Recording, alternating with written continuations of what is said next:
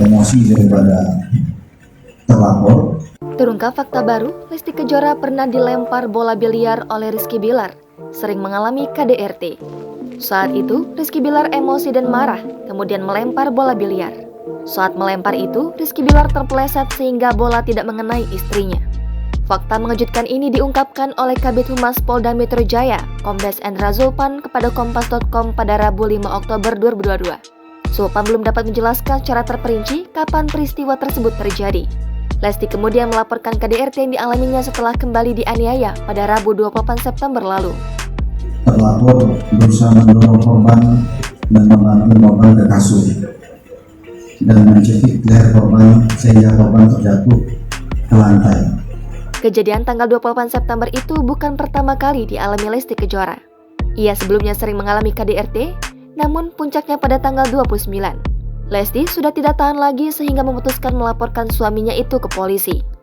Berdasarkan hasil visum yang diterima Polda Metro Jaya, penyanyi dangdut Lesti Kejora menunjukkan ada luka di bagian leher yang diduga kuat akibat tindakan penganiayaan.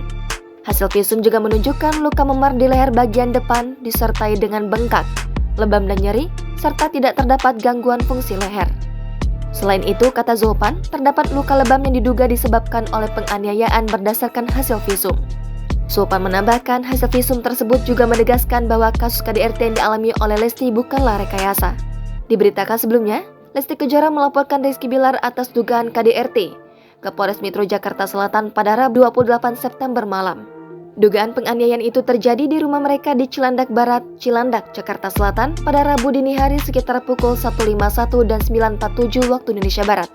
Polisi mengatakan Rizky diduga menganiaya Lesti setelah ketahuan berselingkuh. Rizky yang diminta Lesti untuk menjelaskan perselingkuhan itu justru tersulut emosi hingga langsung diduga melakukan kekerasan fisik. Lesti dalam laporannya mengaku telah dicekik dan dibanting oleh Rizky. Bahkan, penganiayaan itu diduga dilakukan secara berulang. Akibat kejadian tersebut, Lesti kemudian menjalani perawatan di Rumah Sakit Bunda Jakarta.